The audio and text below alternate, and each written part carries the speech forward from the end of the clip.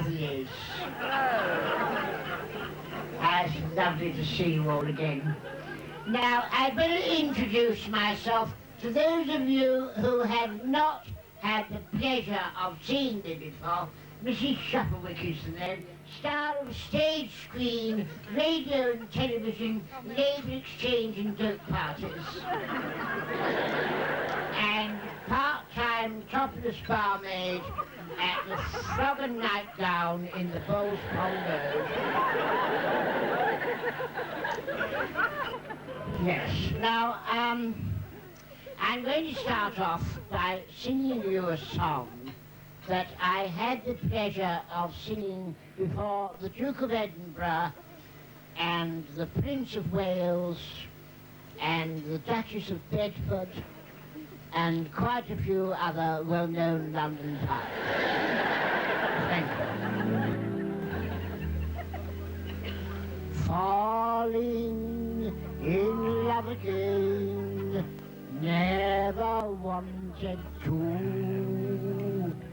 What am I to do? I can't help it. Look at the fucking dust up there. Love's always been my game, play it how I may. I was made that way, I can't help it. Men cluster to me like moths around a flame, and if their wings burn, I know I'm not to blame. Falling downstairs again, never wanted to. What am I to do? I can't help it.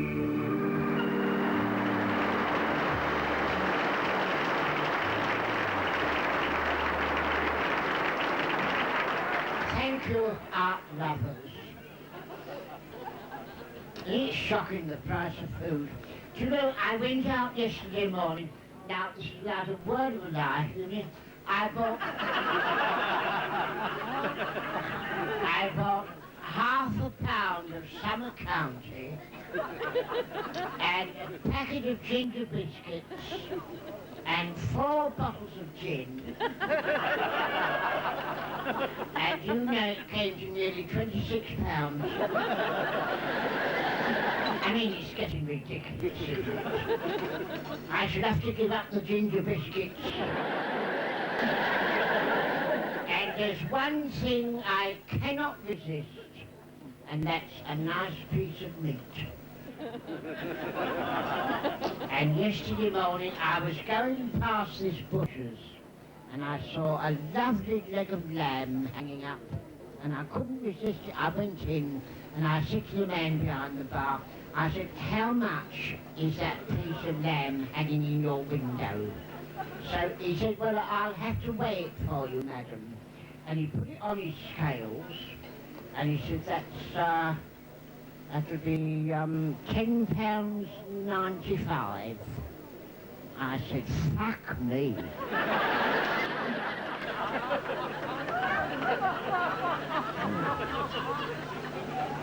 More in hope than in anger, you know. So he said, well, it is English, madam. I said, I want to eat it, not talk to the fucking thing.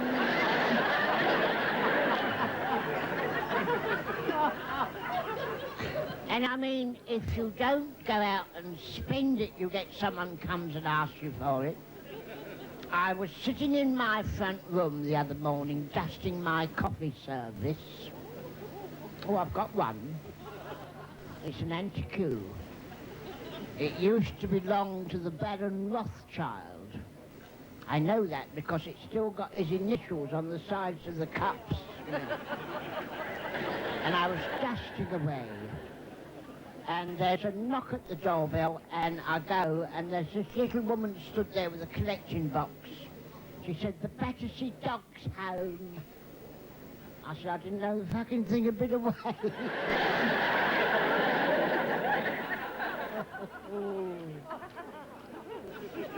But I wouldn't have given her anything. Not that I've not got anything against dogs, but I was put off them because I tell you for why. I was going along one night and I suddenly felt a bit faint. So I thought I'll go into a public house and have a large brandy and put my head between the governor's legs for 5 minutes, you know, till I feel a bit better. And I was stood at the bar knocking back this brandy, and all of a sudden I looked down, and in front of the fireplace was this large Dalmatian dog lying on its back, licking its private parts.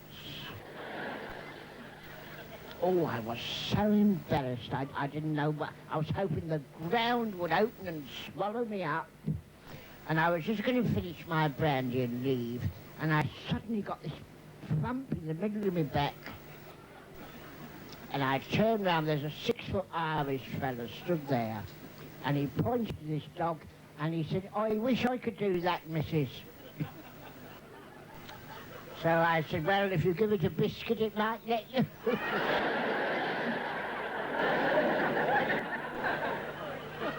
Oh. I know. Anyway, I left that pub and I went round to my own pub where I feel at home there, because it's down the bottom of my road. We're like Coronation Street. You know, everyone knows how many sleep in a bed round my way. They know everyone's business. And I was sipping the Guinness, and a friend of mine came in. I hadn't seen her for about, I suppose about 6 months. She come in, and I thought she was walking funny. And when I looked down, she got all her legs bandaged up with this creepy bandage. You know what I mean? All done up. I said, "What the I said, "Whatever's happened to you?" And she said, "I blame it on the sponge puddings." I said, "What the fuck are you talking about, sponge puddings?" She said, "Well, I had a tin yesterday, and on the lid it said, 'Pierce lid and stand in boiling water for 20 minutes.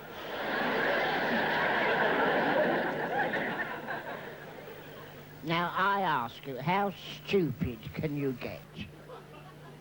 I mean, 10 minutes would have been enough, wouldn't it?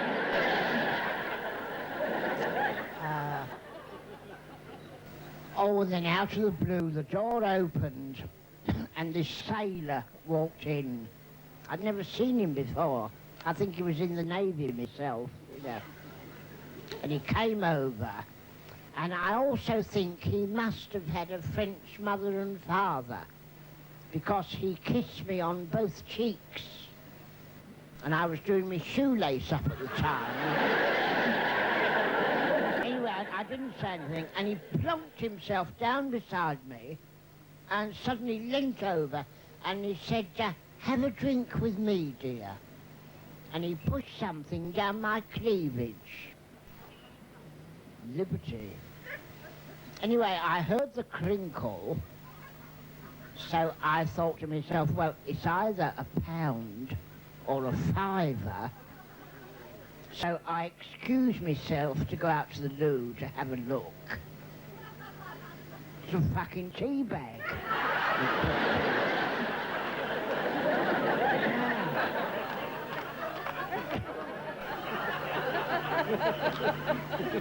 Anyway, I didn't say anything. I went back. And he was as good as gold after that. He kept buying me large gins. And I kept drinking them. Because I'm not just a pretty face. And he was on pints of rum and black. And then we went on to Guinnesses. I had about 24 of those. And what I have then? Oh, I had a baby sham with a toffee apple in it. And then I had a barley wine. I remember that going down and coming back. And then he would make me have this glass of Advocate, which I cannot get on with. I don't know what they do with the cats afterwards, but oh. I had to go outside for a bit. I didn't get it. And when I came back in, do you know that little monkey? He'd lined up 2 large drambuies and a fish cake each. Yes. I think it was that fish cake that upset me. And things didn't get any worse, they got better. I mean, they didn't get better, they got worse. We came out of that pub, well, I say came out, we was asked to leave. We came out of there and he showed me up something rotten. He was so drunk, I could hardly see him. And before I had chance to turn round, he'd pissed off. Indeed, he left me down here at Surrey Docks, round the corner there. I had to walk home all the way to Wood Green. Now, you know how far that is. My legs, when I got there, oh, God, were worn down to the kneecaps. And I thought to myself, now, it's no good me charging in and having a scene with the old boy, because all he's going to say is, where have you been, who have you been with, and how much have you managed to spend, you see. So I thought, right, now what I'll do, I'll take all my clothes off downstairs and I'll just sort of creep up and slide into the Chamber of Horrors. And if he says anything, I shall say I was watching the telly and I nodded off. So I got to my turning, I took all my and got a stitch on, all in a bundle under my arm, and I was up the staircase. Everything in the garden is lovely, not a sound, until I got to the bit where it turns round the bend at the top, and I got the shock of it. I was on top of a 27 bus.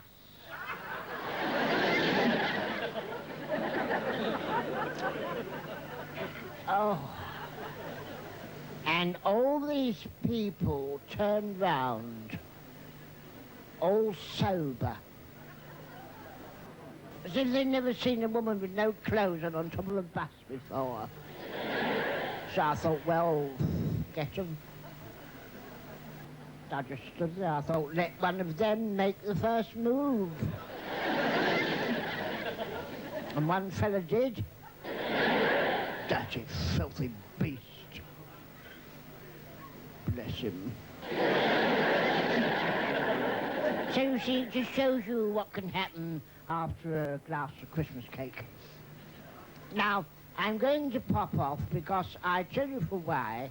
I've left a large gin going cold out the back there, and I had one knocked over once in 1927. And I still wake up screaming about that. So I'll leave you with a little bit of my philosophy that has seen me over many a 5-barred gate, even when I haven't wanted to go. And it is this: always remember, and especially in London, do unto others as you would be done by. Otherwise, if they get in first, they'll do you.